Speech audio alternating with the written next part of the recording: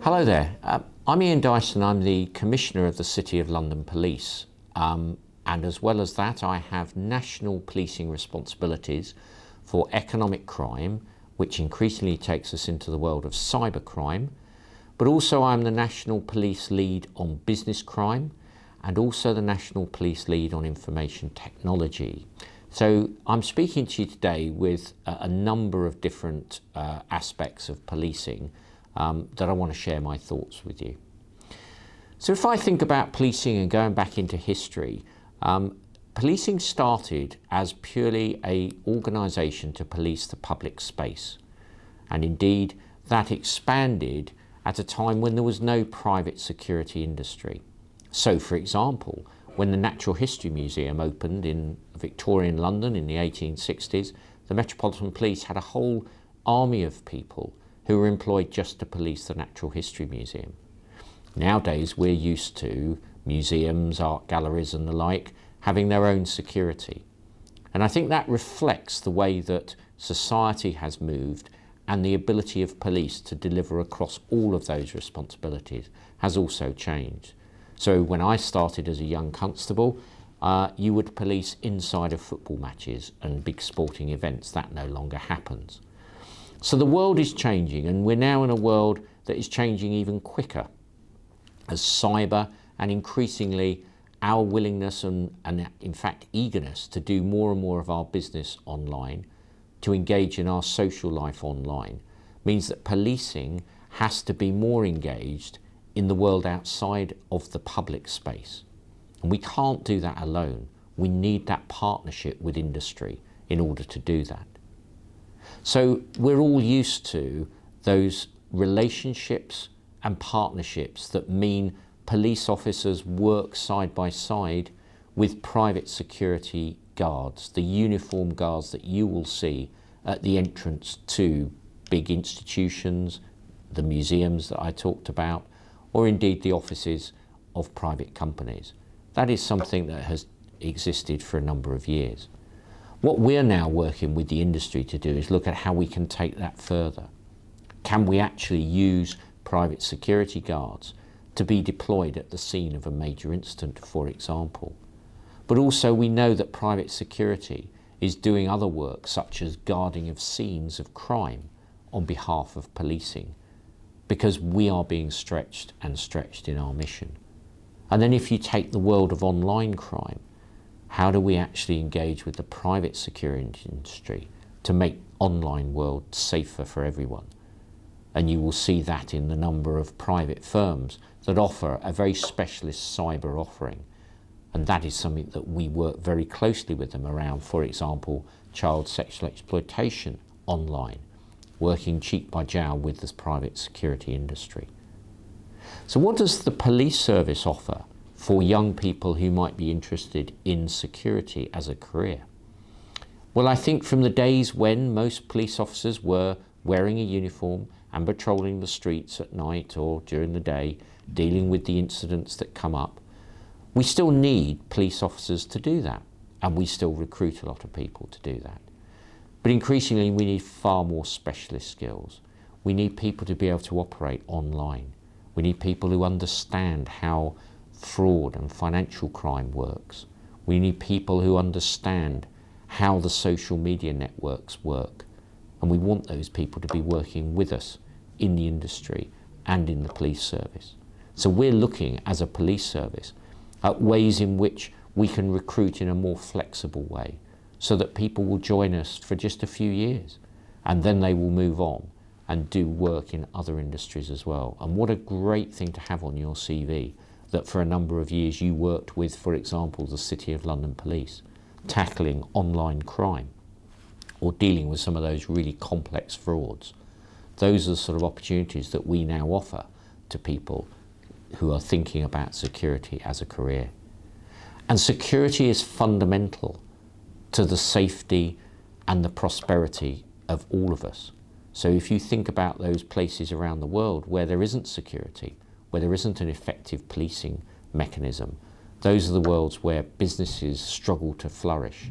So it is important that if you're thinking about this as a career, that you think about how fundamental this is to a democratic society and to a society that is enabled to flourish and to prosper in the modern world. So I hope you enjoy the exhibition, and I hope that you have benefited from what I've had to say. Thank you very much. Hi, I'm Jason Choi. I founded a company called Welcome Gate, and we install security systems for large global clients.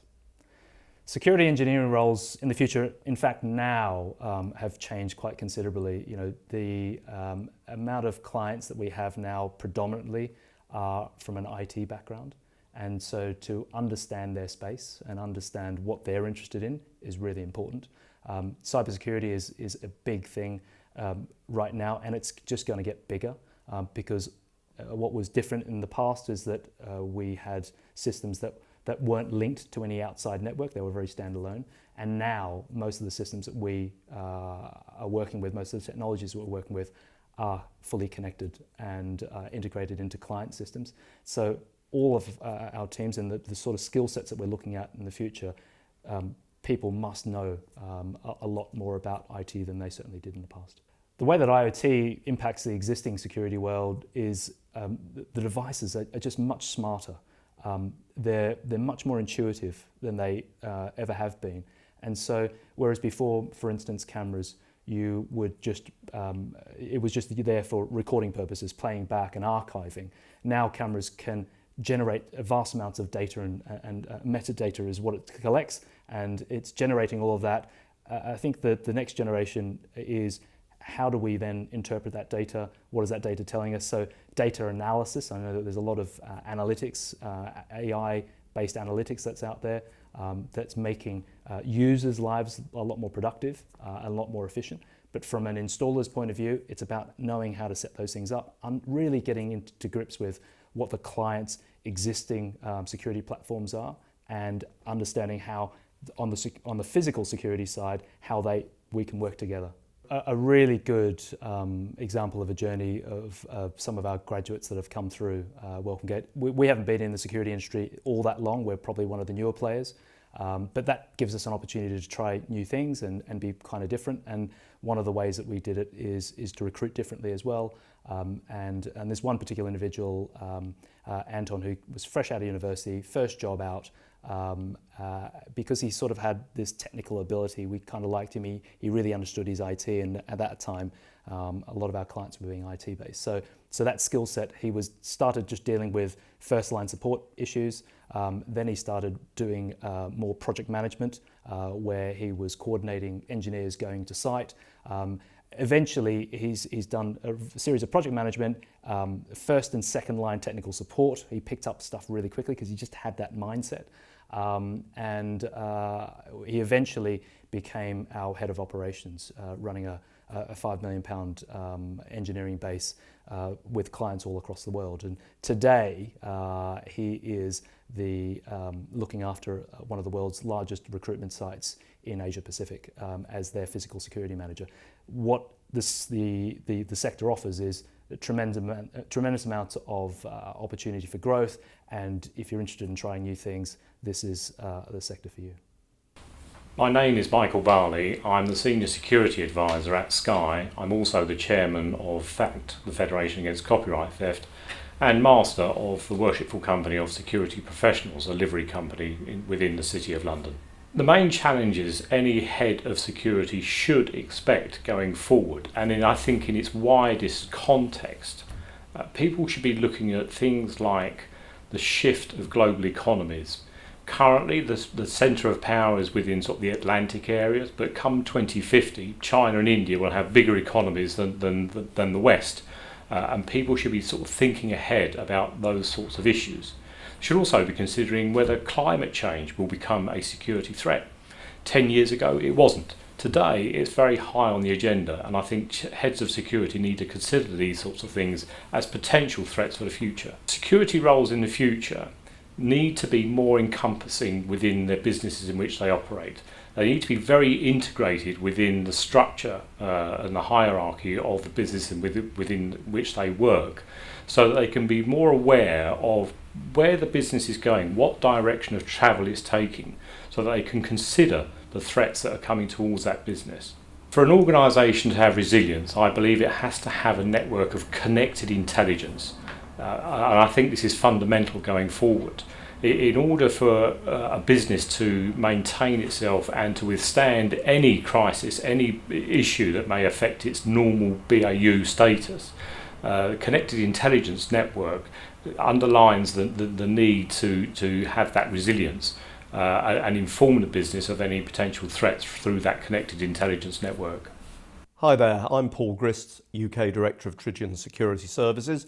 We provide an integrated fire and security solution throughout Europe. We're a family-owned business. I've known Peter French and Jeff Johnson from SSR for some 30 years and have worked with them extensively over that time on recruitment and advice.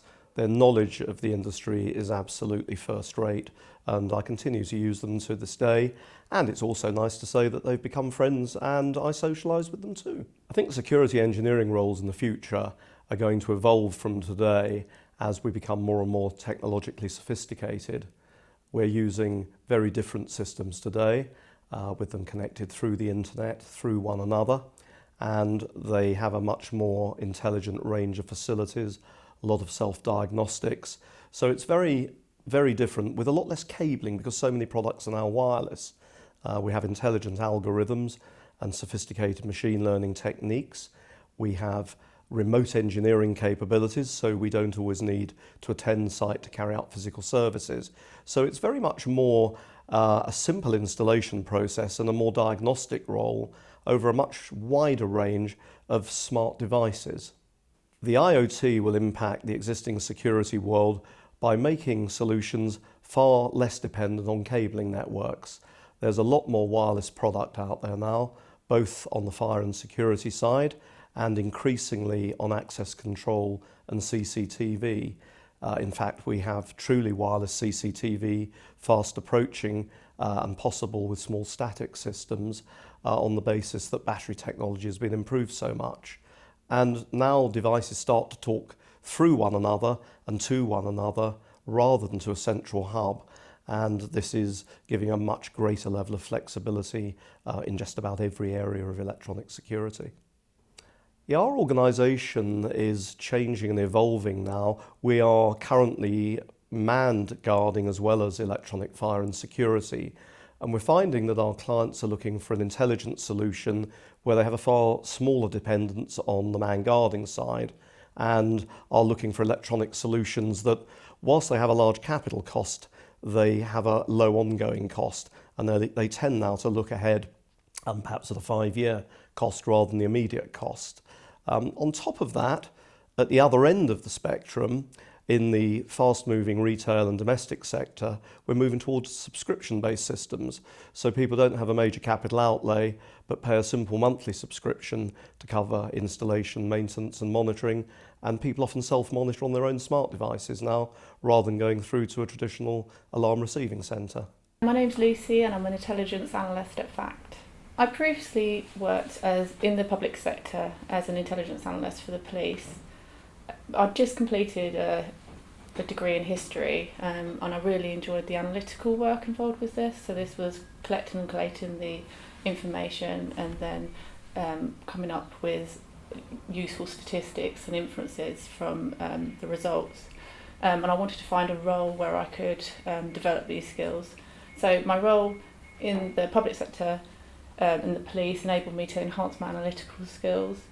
I was able to review and solve crime series and then also develop my report writing skills. On a regular basis I'd be writing tactical assessments and strategic assessments.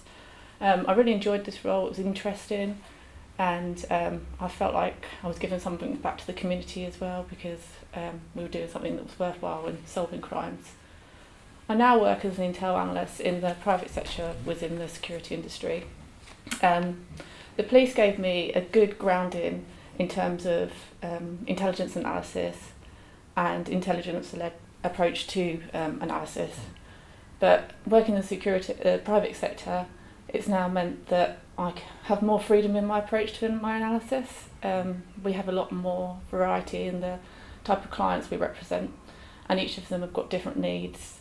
And as such, it's more varied, so I can be working on short-term options, tactical options for them, or more longer-term investigations where I'm targeting organised crime groups. And it's all to do with intelligence-led thinking and making informed decisions for the clients, which I like. I suppose one of the best things about working in this sector is the fact that every investigation is different. So, as I said, the clients have got different needs, and you can be targeting huge organised crime groups. And one of the most rewarding elements, I think, is even after you've deterred the criminal, you're then collating lots of data on them, be it forensics or financial data, and you're working with different people within the industry to try and piece together how they were conducting this criminality. I feel like I can develop myself more in terms of an analyst by looking at the investigative opportunities available and also broadening my skills in regard to financial analysis. These are the areas that I'm most interested in. Already I've developed my skills in being able to manage the data that's available for clients. So for each client I create and manage bespoke intelligence databases, which just allows us more freedom to deal with the client in terms of what they require and what they want us to analyse. In terms of training that's been offered to me, I've completed various courses. I've completed a work-based intelligence analysis MVQ and also completed all the core programs that cover the key principles of intelligence analysis. And coupled with this, I've done various courses which allow you to complete analysis. So this is dealing with databases that help you query the data, but also other software such as mapping and charting, which enable you to visualise the data and present it to end users. Being a small company, there's also been quite a lot of self-taught training. Within a company like this, you're required to be multi-skilled, and as such I've managed to develop myself by being in different units. So I'll spend time with forensic examiners and the internet investigators, and I found this quite rewarding because it helps you to realise what analysis opportunities there are, and it's also piqued my interest in certain other areas where I know that I can do more analysis. My name's David Clark. I'm Head of Security for the Francis Crick Institute. I've been a client and candidate of SSR Personnel for the last 25 years, and they've always served me very well. I think the main challenges we're going to see in the coming years are going to be roundly technological based, with the advent of AI, smart buildings, Internet of Things, the wonderful connectivity that these give us, the wonderful benefits that are made to our organisations through these technologies, also create a considerable amount of vulnerabilities. So I think we're going to see increased challenges from those that wish to cause an organisation harm or put an organisation under pressure, utilising some of the vulnerabilities that are created through the use of technology. I think security roles in the future are going to be very much on a converged basis. I think the days of the physical security specialist and even the cyber security specialist are going to be limited. I think these roles will converge into one chief risk or chief resilience officer that's responsible for protection of the organisation, be that from a cyber attack or a physical attack. I think resilience in an organisation is pretty much defined by the ability to bounce back as quickly as possible following an incident, to be able to get that organisation back to normal very quickly, no matter what type of incidents happen to that organisation. I'm Anushka Gopichan, Design Manager. 3 years ago, I met with Jeff of SSR Personnel, who helped me get a job at All Cooper. Security engineering roles in the future would be a combination of cybersecurity and smart technology, but also responsible and sustainable engineering. In my career, I've seen a progress in technology from analog to digital and then to integrated. And now we see with Internet of Things, we're moving to smart technologies, using a little bit more of analytics, using the device actually to detect a crime without any human intervention. So for me, security engineering would be involving a lot of creativity into producing something very smart and detectable. The device would be so smart that you won't even need human intervention to detect a crime. and it would be safe, it would be sustainable and responsible. As I've seen technology evolve from analog to smart, I think moving forward would just bring more benefits to the client, and the client would be upgrading all their security systems just for added benefits and less human intervention, but also making them feel safer. With the advent of IoT, we can certainly expect a change in the security world. We can't just live with all security systems all our life.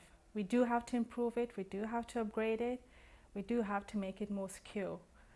The new security world needs at least a lot of smart tools, a lot of analytics, a lot of effective technology to make the world more secure.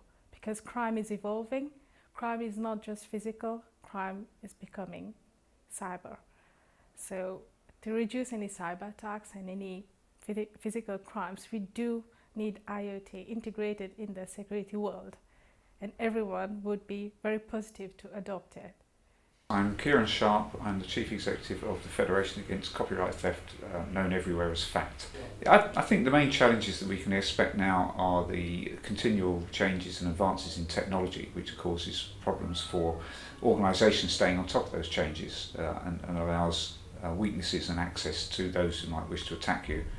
I think as well that you then have connectivity to other organisations and countries where their regimes may not be as robust as yours, and that also provides access for security weaknesses. There are political protests and other forms of protest groups that may attack your product or your business, and I think as well we will always have the problem of the rogue employees and what we should and could be doing about those as a continual security process. I think in the future security needs to be part of the mainstream of any business, and it needs to be looked at the very, very top level. And there needs to be an investment in security at that level, which isn't always apparent at the moment. My reasoning being is that if you take a proactive approach, you can look at what the threats are, you can understand what your problems are, and you can make decisions based on that. But you can't do that if you don't invest in security. I think an organisation can be resilient if it has looked very, very closely at what the security threats are. And you can only really do that if you employ top-level security professionals who know and understand what they're doing, can give the company that comfort, knowing that what they're putting forward is going to protect the company in all arenas.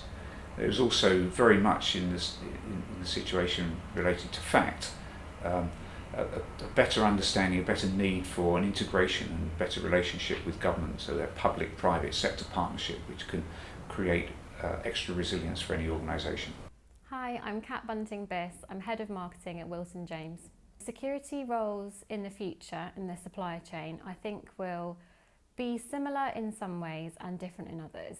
I think from a people perspective, the skill set that we look for now will very much still be relevant. So we look for people who have an interest in the world around them, people who have attention to detail, resilience, good customer service skills, and the passion for the industry. Those people will still succeed, and we'll still very much be looking for those skills. Secondly, I think it's all about technology. There is so much technology advancement going on at the moment. Some of the biggest research and development projects are related to technology for security. And I think the people that are involved in that and the people that are early adopters of those technologies and become the go-to super users of those technologies will be the ones that are successful. So the paths into the security industry and what you need to do now. There are a number of options for you. It depends which part of the industry you're interested in. I'd broadly break the industry down into 4 areas. So the first is physical security, and that customer-facing security officer roles that you might see at an airport or in an organisation, a corporate office, etc. So getting into that side of things, you would have to wait until 18 to get your SIA licence, and then you could pass that and begin work as a security officer. And again, there's a huge range of industries that you can work in, and it can take you all around the world. The second path into security would very much be around cyber security. And again, there are apprenticeship schemes and courses that you can do from the age of 15, which enable you to specialise in cyber. Of course, you can do degrees along those lines and take on a graduate scheme after you've graduated. And cyber roles exist in all sorts of businesses. There are standalone cyber firms, or of course you could work as part of a larger consultancy organisation. The third stream is close protection. We have a manager in our business who, after university, became a close protection officer, and she supported high net worth individuals in the Middle East and travelled the world with them, providing close protection. Amazing job, global travel, really interesting people, and again that real sense of responsibility to be protecting high net worth individuals. She from there came back to the UK and was able to transition into a role within our business, where she now manages contracts for multi-million pound organisations. And then the fourth route is very much around risk management, so surveillance, profiling, social media monitoring, some of the really intelligent information that's given through government and in private organisations to mitigate risk for businesses and for people. So again, you could do a degree in security risk management, you might have a degree in economics or politics, but certainly with an interest in world affairs and politics, this could be a really good route for you. So aspects that we feel strongly about and what we're looking really closely at the moment is diversity. Security, the security industry is huge and has, I think, still a reputation as being male dominated. We are really trying to look at that and make it attractive and appealing to females. We have many women in senior positions in our business, and this has seen more women applying to all sorts of roles within the organisation. I think in terms of inclusivity, security offers lots of variety in the sorts of roles available. We offer full-time position, part-time, contract roles. Obviously it's often a 24/7 service, so there is flexibility in terms of when you want to work. And of course, the sorts of clients that we work with, we really want to show them that we are mirroring the working style that they are keen on. So big global businesses who are leading the way in terms of diversity, we need to show that we reflect that and that we are doing the same thing within our organisation. So there are other ways that we can improve diversity in the industry. And one of the initiatives that we've taken on at Wilson James is actually to partner with charities and organisations who support those who may otherwise struggle to find employment. So we've partnered with charities who work with those that have disabilities to offer them work placements at some of our client sites.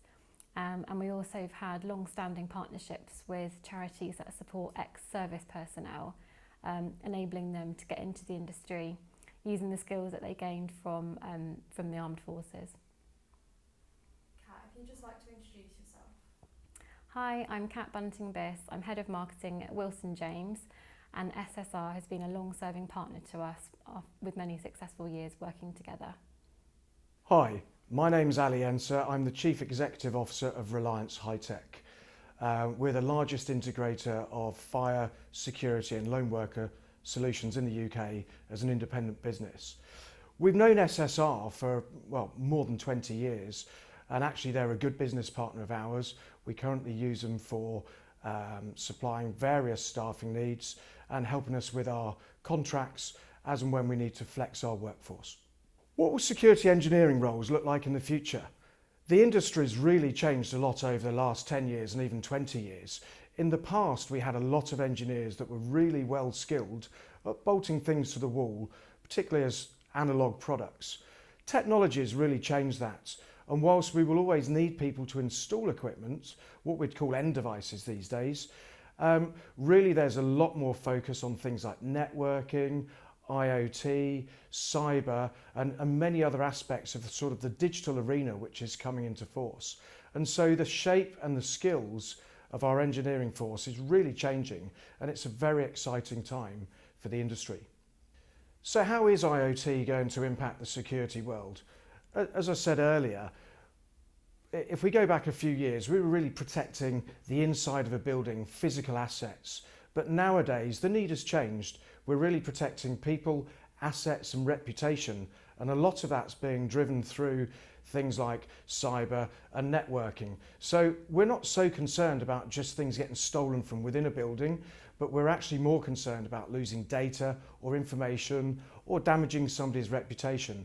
And with IoT, there are so many different devices now being connected into a system that actually there's a really grey line between where does security finish and where do other services start. And so typically today, we would be looking at a multitude of end devices, not just security sensors, whether it's a camera or access control, but how do they fit into connected buildings? How do they fit into connected cities? And how do they all integrate together?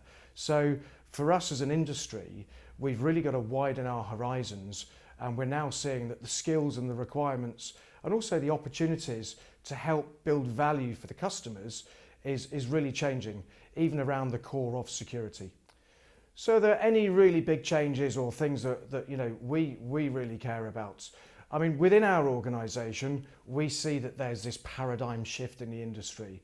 And so we're really focused on developing that next generation and bringing them through. So at Reliance High Tech, we're investing heavily into apprenticeships, and we're also investing heavily in terms of our skills at perhaps the non-traditional security end, and becoming more into the sort of IT and networking type arena, because we really see that there's a lot of value that can be taken from the systems and the services that we provide to give additional value for our customers. So this isn't just about securing their security needs, but it's also about how we help them with things like energy saving in the building, or giving them data and analytics and other benefits to their organisation.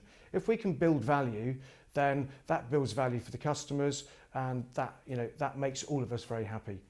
So my name's Jamal Herron. I'm a risk professional in the cyber and security, general security technology landscape.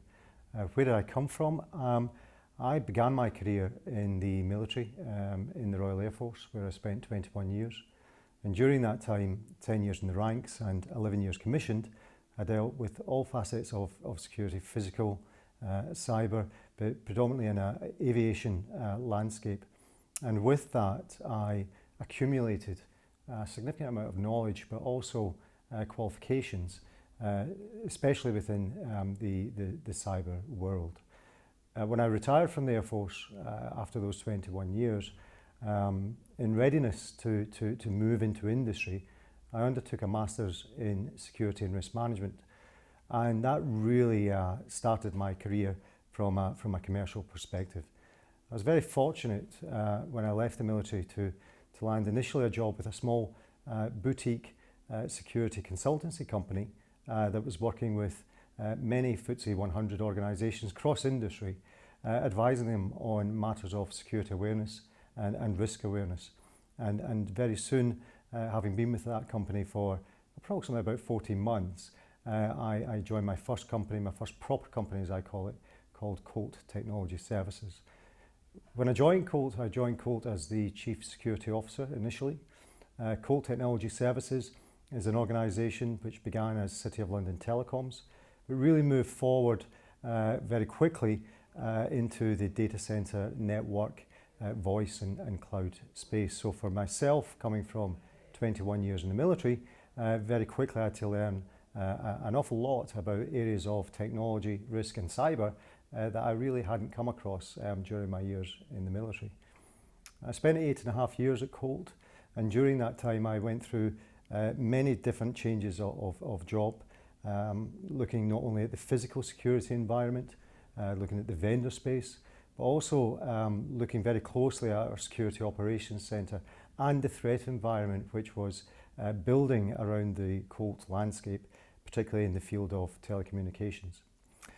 Near my end of my tenure at Colt, I was very fortunate to be in a position where I was not only running all aspects of security, but also business continuity, health and safety, audit, and effectively became the chief risk advisor to the CFO and the CEO. During my time at Colt, there was a requirement to look at the security framework, looking at how we assess the risk appetite of the organisation against investments. And there was a wonderful period where, with my team and the rest of the business, we reviewed what was the enterprise risk management system. Near the end of my time in Colt, I was very fortunate to be approached by Deutsche Bank. Deutsche Bank at that time were coming to terms with 3 lines of defence, a regulatory requirement, and trying to articulate what they needed to implement in order to meet their information technology risk requirements across the organisation. When I moved into Deutsche Bank, it was a case of looking across a very, very complex landscape of not only technology but process and wide dispersed business to define and work very, very closely with the entirety of the business on the implementation of a suitable information technology risk model. During my tenure at Deutsche Bank, it was also incumbent upon not only myself but the teams to look beyond technology risk, but through the cyber lens, through the data lens, records management, business continuity, operational resilience landscape, to make sure that what we were doing within the organisation, not only in terms of remediation, but also transformation and optimisation of our systems, not only met the needs of the customers and our shareholders, but also the exacting demands of the global Tier 1 regulatory community.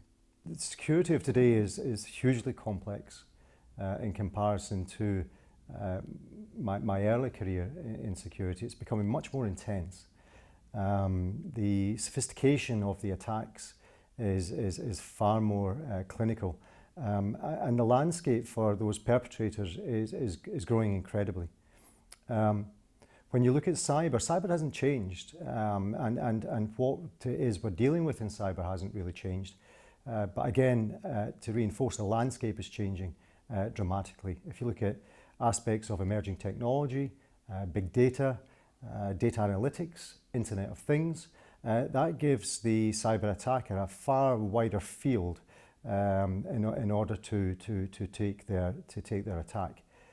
The interesting thing is that 99% of the cyber vulnerabilities within most organisations is already known, and not only just known in the last couple of weeks, but probably known for a prolonged period of time.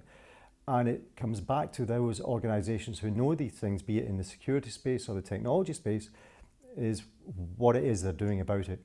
And that comes back to the organisation's maturity in being able to articulate its risk appetite against investment to fix, or its tolerance levels against the impact of one of these vulnerabilities exposing themselves and ultimately harming the organisation. Well, first of all, I'd like to thank everybody that's taken part in this programme. We set out with the idea of trying to show you the diversity of the security sector.